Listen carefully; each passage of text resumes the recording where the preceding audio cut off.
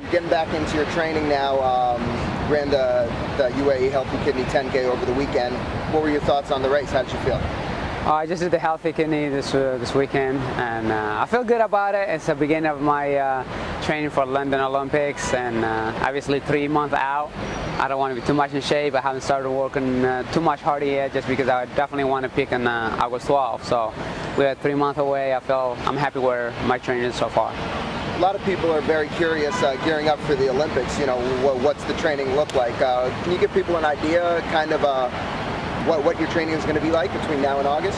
I've been just doing mileage, meaning that 80 to 90 miles a week for a couple of weeks. So I know that sounds a lot, but I got to bump it up to 120 to 130 a week, and also do a little bit of intervals on Tuesdays, mile repeat, 2 mile repeats, and then also Fridays I will start doing 6 to 10 miles, maybe up to 15 mile tempo runs, race pace. So that will get me conditioned and ready to go in August. And then I got to do my long runs on Sundays, which is anywhere from 20 to 26. So small progress, you know, and hopefully be ready to go on August 12th. You know, it must have been a lot of talk about the Olympics with Ryan and Abdi here. You guys are doing a lot of things together.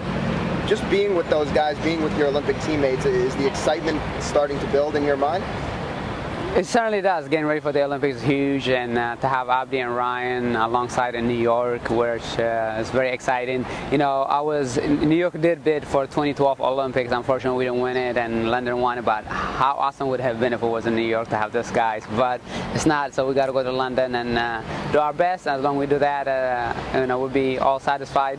As long as we get 110%. But no, it's been great to be in New York, where the media town, media places, and go to Empire State Building and to do a photo shoot for Runner's World. So we've been having a lot of fun, but also we know that the big work is coming ahead of us, and I won't be a big part of the Olympics, unfortunately, because we are on the last day. But for me, I'm kind of been experiencing that Olympic spirit in the last 2-3 months traveling. So, and then comes to the games, I hope to do well.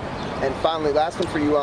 You know, it seems crazy to say that when you're ramping up your training, it's going to be like restful, but not doing all this travel and just getting back to California and really focusing on training. I mean, is that going to, in a way, be restful for you? It will be restful to train for the marathon now, and to some extent, because I'll get into routine and stick to what has worked for me in the past. But I've been on the road over a month now, and I'm excited to go less than 1 week to go. So I'm very thrilled to be home and be able to train and be able to get in routine and you know, see the family and, you know, kind of be in my comfort zone. And actually, just finally, you know, as you've been traveling around to all these different cities, you know, Grand Marshal in Boston, in Pittsburgh, what's the fan reaction been like to you? What kind of support have you felt from fans?